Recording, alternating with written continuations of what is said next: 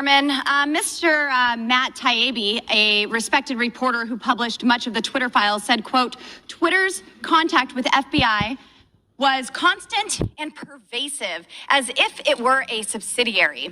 Now, I want to better understand why he would suggest that. Mr. Roth, while at Twitter, how many meetings did you have with the FBI?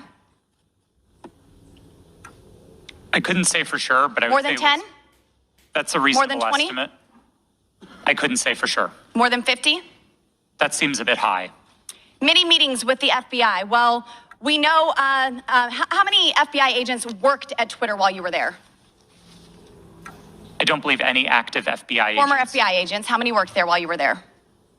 I'm aware of perhaps 2. Well, we know of at least 9 because they started the BU group chat, BU for Bureau. Now, Mr. Roth, did the FBI ever ask you to share information like users' communication data without going through proper legal channels? No, they did not, and I would have refused if they had. That's correct. I see that you denied Agent Chan's request for access to Twitter's data feed. What's sick isn't that you would deny it, it's that the FBI would even ask you for the private data of American citizens without going through legal channels of the law. Now, I want to remind you, Mr. Roth, that you are under oath. Did the FBI ever ask you to do anything that was illegal or questionably legal?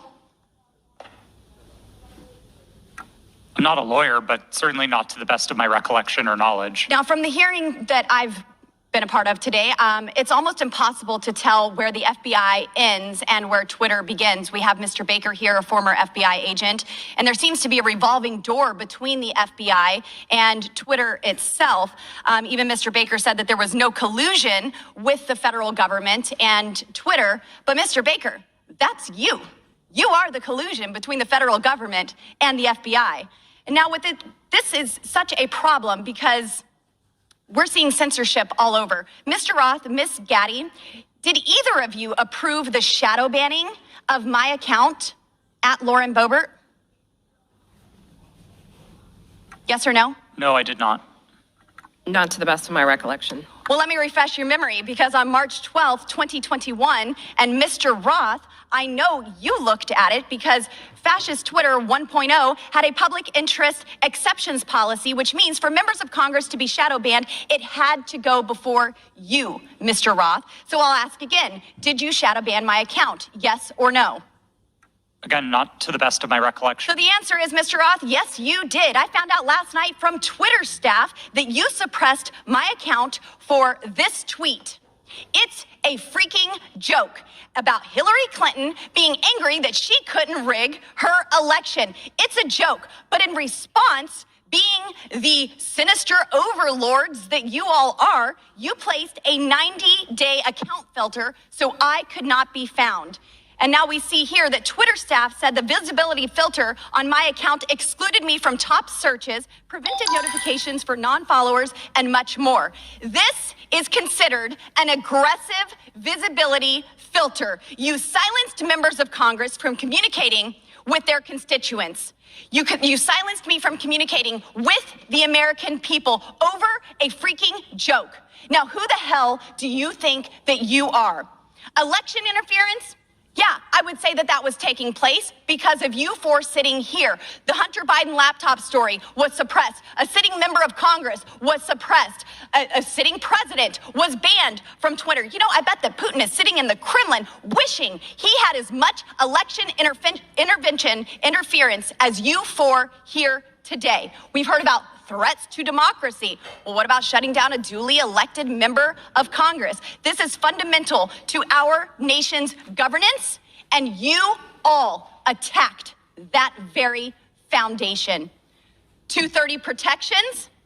Well, those are for publishers, not for editors. And it's clear you were not acting as publishers, you were acting as editors. And Mr. Chairman, I think it's far past time that we remove 230 protections for big tech platforms who are abusing this protection. And let me just say, I'm not angry for myself. I'm not angry because I was silenced. I can reach out to Elon and to his staff, and I can see what's happened. And I can sit here today and hold you all in account. I am angry for the millions of Americans who were silenced because of your decisions, because of your actions, because of your collusion with the federal government. They can't reach out to Elon. They can't sit here today and hold you into account. We don't know where the FBI ends and Twitter begins. But I do want to thank Mr. Elon Sherman, we're over Musk for 17 firing seconds. you for and saving free speech and even Twitter. Mr. Chairman, I yield. The lady yields, went over 24 seconds. I'll give Ms. Porter 24 extra seconds. Well, I appreciate your indulgence, Chairman Comer, but I won't need it. So today's hearing gavelled in at 10 a.m. For nearly 6 hours. Power outage. We have been going back and forth about this supposed suppression of a single news story from a single outlet for a single day. This hearing has been, in its length, nearly 1/4 of the amount of time that Twitter users could not share the link. We are spending almost as much time screaming about this as this was ever a problem.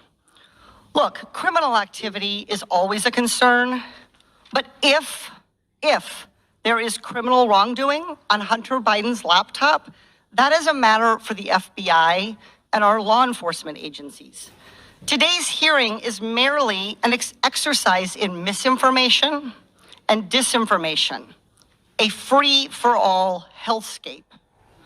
That's what now CEO Elon Musk said Twitter would become if the platform became a place where anyone could say anything with no consequences. It is unbelievable to me that I am quoting Elon Musk, but that is how ridiculous this hearing has become. The Oversight Committee, like Twitter or any other social media company for that matter, cannot become a free-for-all hellscape where anything goes. With that, Mr. Chairman, I yield back. The lady yields back. Thank you. Mr. Chairman, Ms. Boepert. I ask unanimous consent to submit 2 documents into the record, both from Twitter. Without objection, so ordered. Thank you. Chair recognizes Ms. Luna for 5 minutes. Thank you, Chairman. Was the FBI. They had it for, or maybe they had it for a year and just said, you know what, we're going to put it on the shelf, we're not going to look at it. But if anyone knew it was real, it's them. That's why I asked the question, again, back to my colleague from New York, what he was talking about. That's why I asked the question earlier. I said, did anyone at the FBI or Mr. Boepert know, did Mr. Boepert talk to any of those 51 former intel officials who sent the letters saying this has all the classic earmarks of a Russian misinformation operation? Maybe they could have checked with the FBI because the FBI had the actual laptop in their possession. So I appreciate the gentleman from Louisiana. I think it's a great point that he made. Mr. Roth, I'm going to come back to you on something we were at a few hours ago.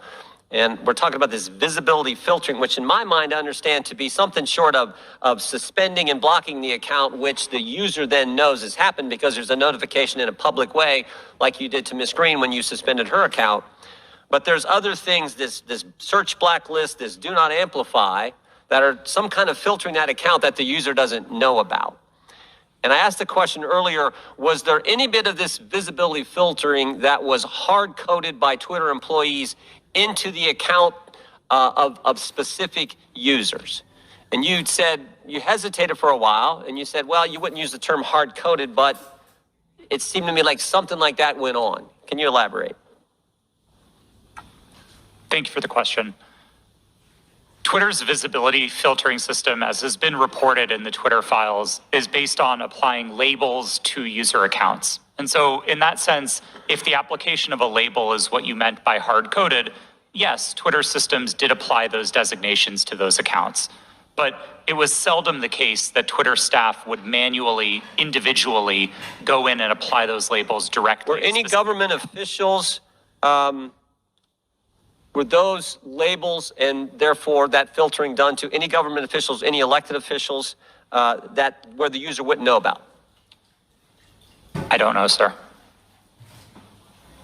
I didn't have access to my Twitter computer, to any Twitter systems to prepare me to answer that question. So I'm just talking your time there and your experience there. Do you know if that happened?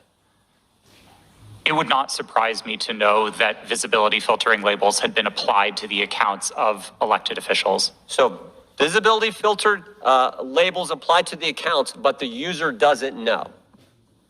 Yes, it was not Twitter's practice to notify users. But you think that happened to elected officials and government officials? Again, I couldn't say for sure. I appreciate it. I yield back.